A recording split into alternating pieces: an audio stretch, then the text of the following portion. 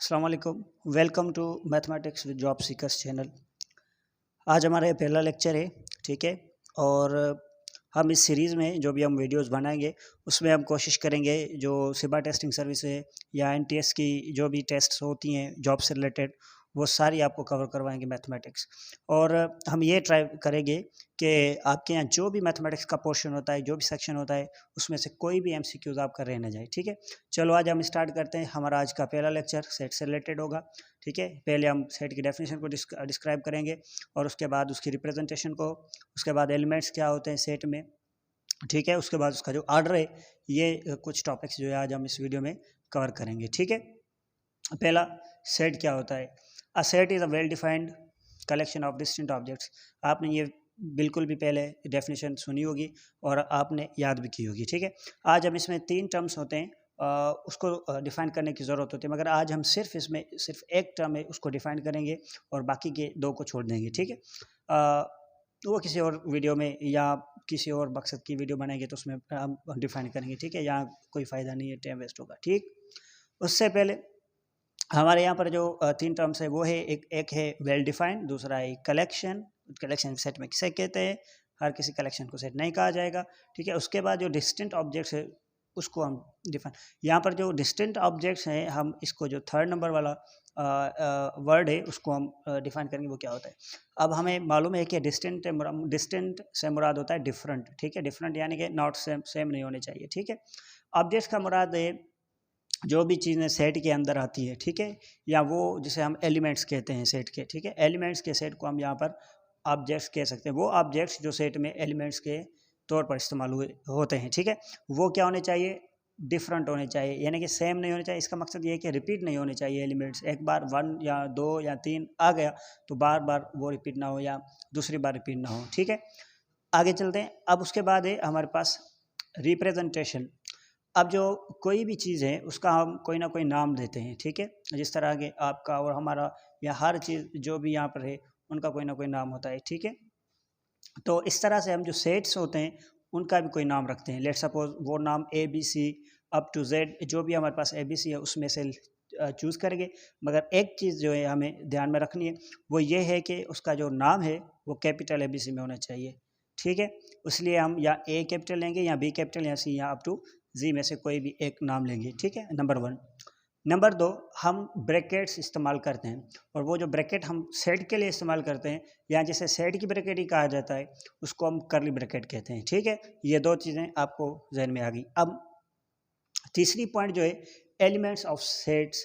कोई भी सेट्स हैं या कोई भी सेट है उसके जो एलिमेंट्स है वो कहाँ से ले सकते हैं।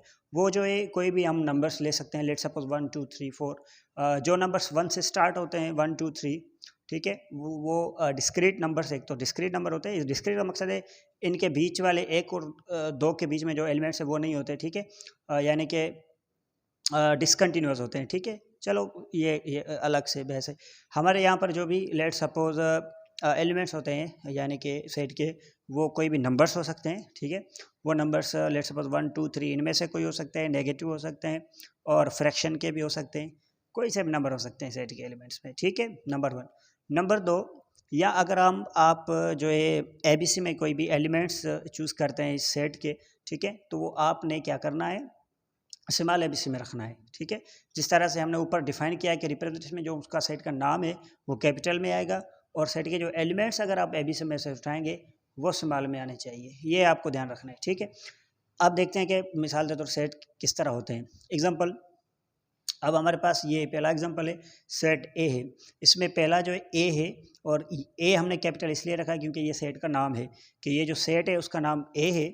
और उसके बाद हमने जो करली ब्रैकेट इस्तेमाल किया वो करली ब्रैकेट्स है, ठीक है। उसके बाद इसके अंदर जो है ये एलिमेंट्स कहलाते हैं 1 2 3। तो इसके कितने एलिमेंट्स हैं, 1 2 3, इसमें 2 एलिमेंट्स मौजूद हैं, ठीक है। और उसके बाद हमारे यहाँ पर एग्जाम्पल नंबर सेकंड में भी इस तरह ही है।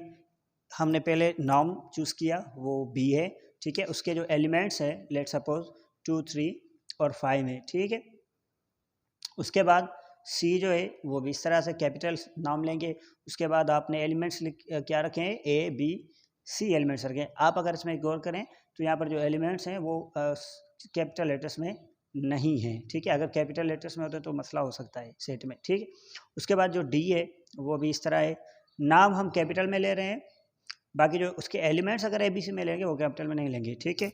और उसके बाद में आप देखें कि डी एलिमेंट्स सेट जो है उसमें 7 5 6 4।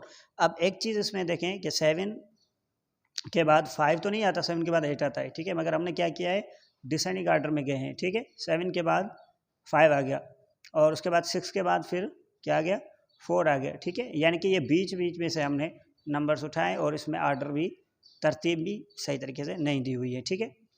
अब उसके बाद जो ई है इसमें क्या है, 1। एक तो हमने चीज़ देखी कि इसमें जो नेम ऑफ सेट है वो कैपिटल लेटर में ओके है, सेट की रिप्रेजेंटेड कर्ली ब्रैकेट में वो भी ओके है। उसके बाद जो उसके एलिमेंट्स हैं उसमें क्या है, 1 3 5 7 3। तो यहाँ पर अगर हम देखें कि ये जो 3 एलिमेंट है यह रिपीट हो रहा है एक बार और दूसरी बार यहाँ पर लास्ट में आया है, ठीक है। हमने क्यों के डेफिनेशन में पढ़ा है कि सेट्स के जो ऑब्जेक्ट्स हैं वो क्या होने चाहिए, डिस्टेंट होने चाहिए। डिस्टेंट का मकसद क्या है, डिफरेंट होने चाहिए। मगर यहाँ पर क्या हो गया, इसके जो एलिमेंट्स हैं वो सेम आ गए, रिपीट हो गए, यानी कि 3 और 3 रिपीट हो गए। तो ये सेट नहीं कहलाएगा क्योंकि ये डेफिनेशन के अगेंस्ट जा रहा है, डेफिनेशन के खिलाफ जा रहा है, ठीक है। तो हमने अब नोट किया वो ये है कि order of elements of set does not matter. जो एलिमेंट्स का आर्डर है कि पहले हम लेट सपोज 1 भी रखना चाहते हैं, 2 भी रखना चाहते हैं, 3 भी रखना चाहते हैं, अगर हम पहले 3 दे दें फिर 1 दे दें फिर 2 दे दें, कोई फ़र्क नहीं पड़ता सेट में, वो सेट ही रहेगा।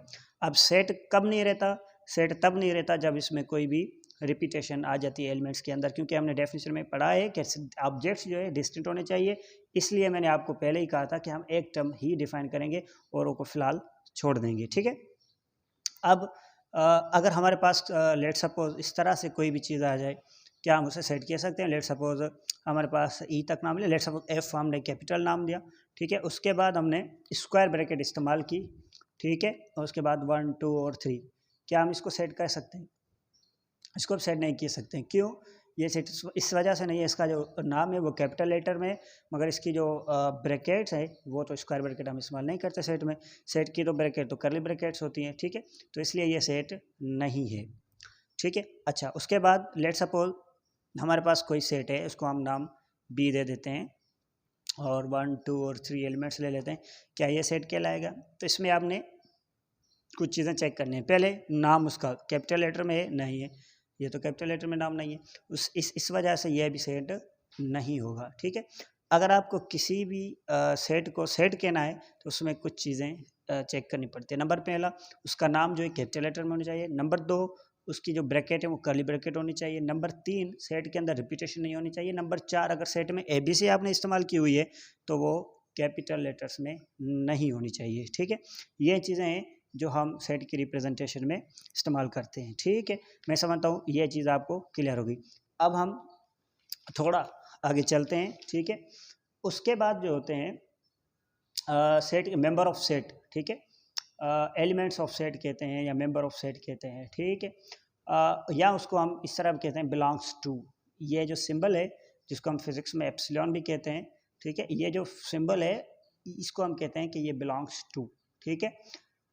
वो हम तब इस्तेमाल करते हैं, कोई भी लेट सपोज एलिमेंट्स जो है किसी भी सेट का, अगर हम वो लें, अगर वो उसी सेट में मौजूद हो तो हम कहेंगे कि ये इस सेट में मौजूद है और उसको हम इंग्लिश में कहते हैं बिलोंग्स टू, ठीक है। असल में इसका मकसद ये होता है कि दिस इज़ एलिमेंट ऑफ, आप इसको इस तरह भी कह सकते हैं कि ये उसका फिला सेट का मेंबर है, ठीक है, जिसमें वो मौजूद है। या आप उसको बिलोंग्स टू भी कह सकते हैं या इज़ मेंबर ऑफ भी कह सकते हैं, इज़ एलिमेंट ऑफ भी कह सकते हैं। इन तीनों में से जो भी आप नाम लें कोई फ़र्क नहीं पड़ता, ठीक है। मिसाल के तौर पर हमारे पास 2 सेट्स गिवन है, एक ए है जिसके एलिमेंट 1 2 3 है और एक बी है जिसके एलिमेंट 2 4 8 6 और 8 है, ठीक है।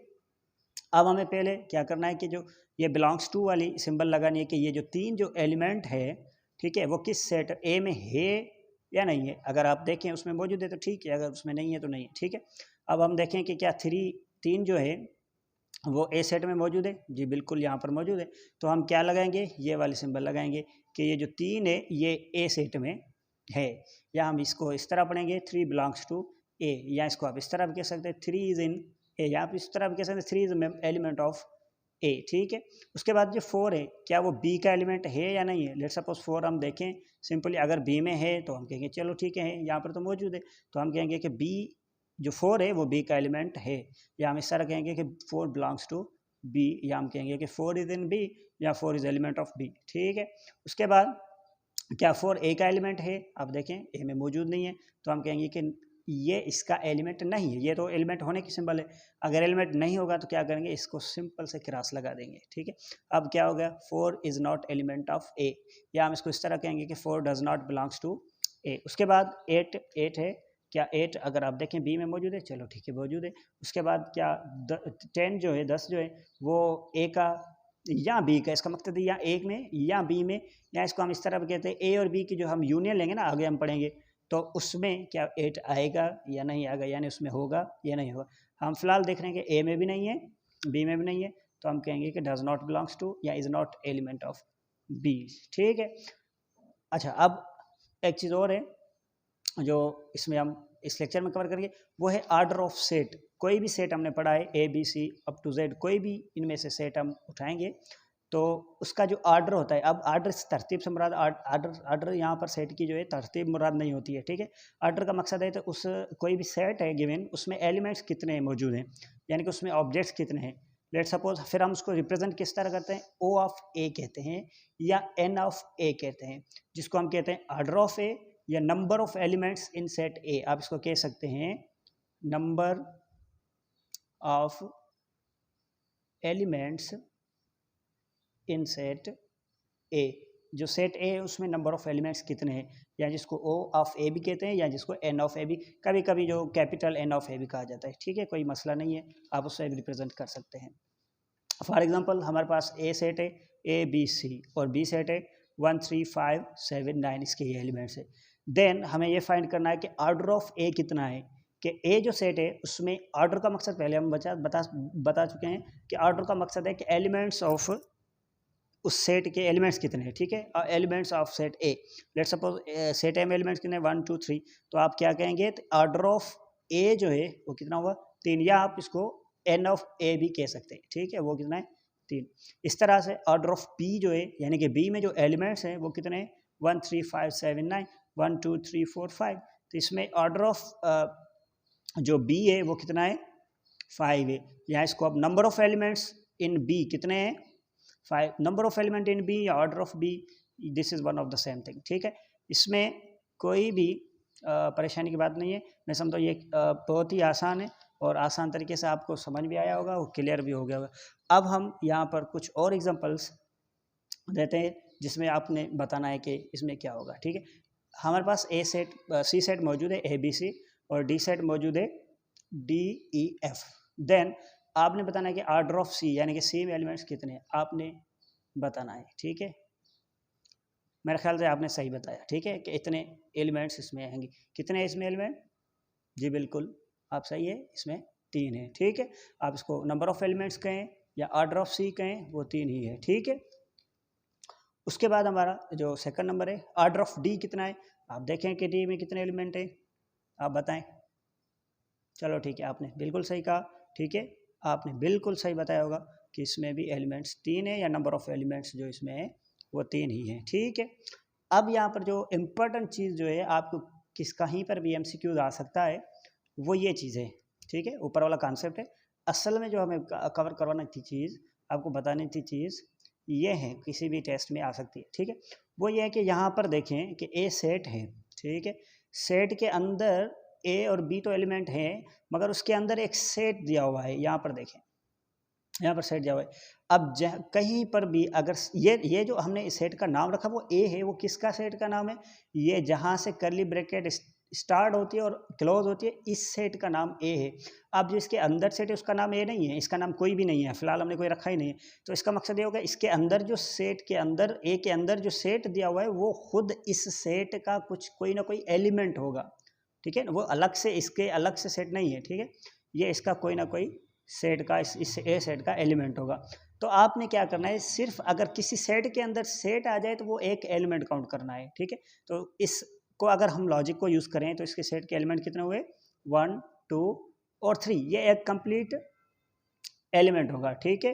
तो हम इसको कहेंगे कि ऑर्डर ऑफ ए जो है वो कितना हो गया, 1 2 और ये 3 मगर एक बात और, आप ऐसे ना कहें कि ए और बी यहाँ पर रिपीट हो रही है, नहीं नहीं नहीं रिपीट नहीं हो रहे हैं, ठीक है। क्यों रिपीट नहीं हो रहे हैं? क्योंकि ये अलग से एक एलिमेंट है, मगर ये ए और बी मिलकर एक सेट जो है ये एक एलिमेंट बनता है, ठीक है। और इसका एलिमेंट ए और बी एक ही एलिमेंट है सेट के अंदर, ठीक है। तो ये रिपीट नहीं हुआ, ए और बी रिपीट इस तरह नहीं हुआ, ठीक है। अब आगे चले, यहाँ पर आप बी को देखें।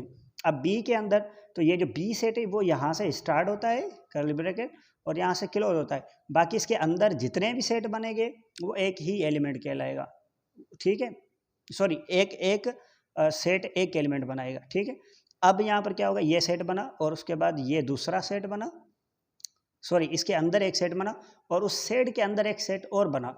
तो यहाँ पर इसके एलिमेंट कितने हो गए, हम देखेंगे कि ये जो सेट है जो इसके अंदर बना है ये ही सिर्फ एक ही इसका एलिमेंट होगा। बाकी के इतने जितने भी इसके अंदर एलिमेंट आ जाएं, जितने भी इसके अंदर सेट्स आ जाएं, ठीक है, वो उससे हमें कुछ लेना देना नहीं है। सिर्फ ये एक ही जो सेट बी है उसका एक ही एलिमेंट काउंट होगा।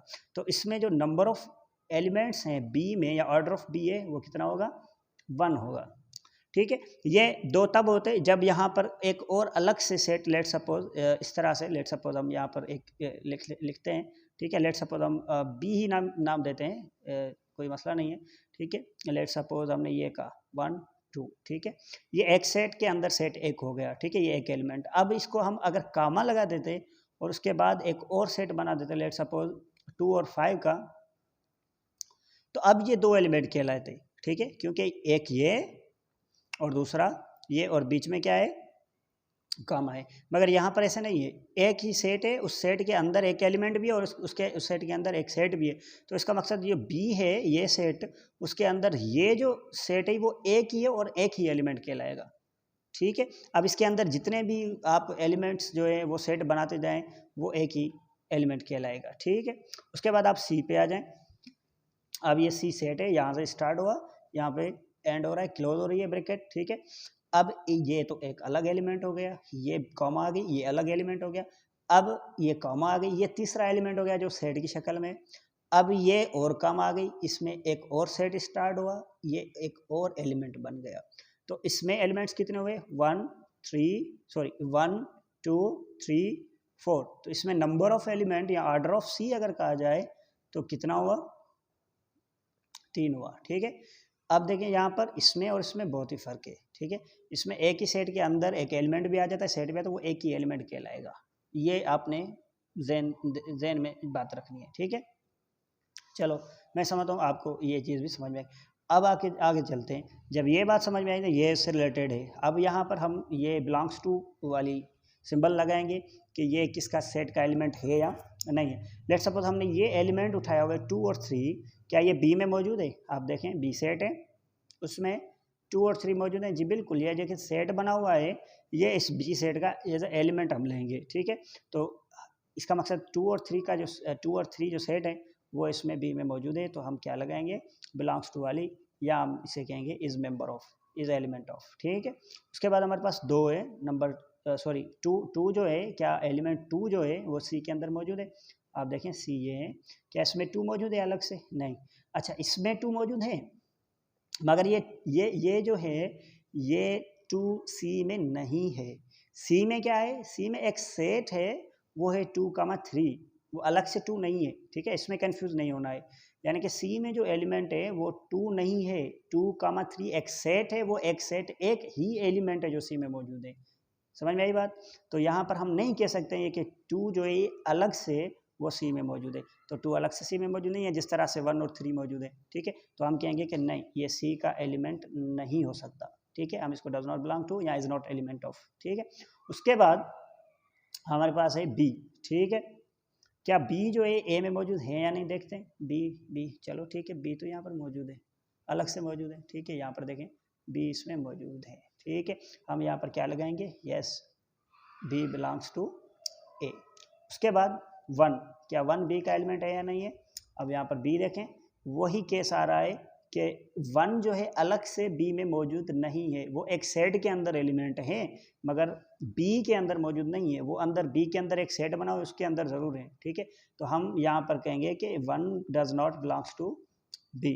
उसके बाद आप देखें 7 सी में है कि नहीं है, ये भी सेम केस बनता है। 7 भी इसके अंदर नहीं है, सी के अंदर नहीं है, ये एक सेट बना हुआ है सी के अंदर, उस सेट के अंदर एक एलिमेंट है क्योंकि वो ये जो सी है इसका ये मुकम्मल 5 7 8 जो सेट बना हुआ है वो एलिमेंट एक्स मुकम्मल सेट जो एक एलिमेंट है, मगर उसमें जो एलिमेंट अंदर है वो इस सेट का एलिमेंट होगा, सी का नहीं होगा, ठीक है। इसलिए यहाँ से ये 7 जो है ये सी में मौजूद नहीं है, ठीक है।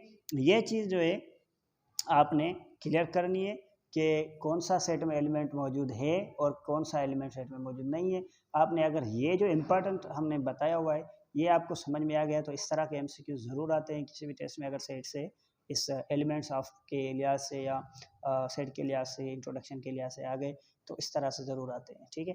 तब तक के लिए इंशाल्लाह आप आगे जो हम एक वीडियो बनाएंगे उसमें हम डिफ़ाइन करेंगे कि टाइप्स ऑफ सेट जो वो क्या होते हैं और इंशाल्लाह आपसे उस वीडियो में मुलाकात करते हैं।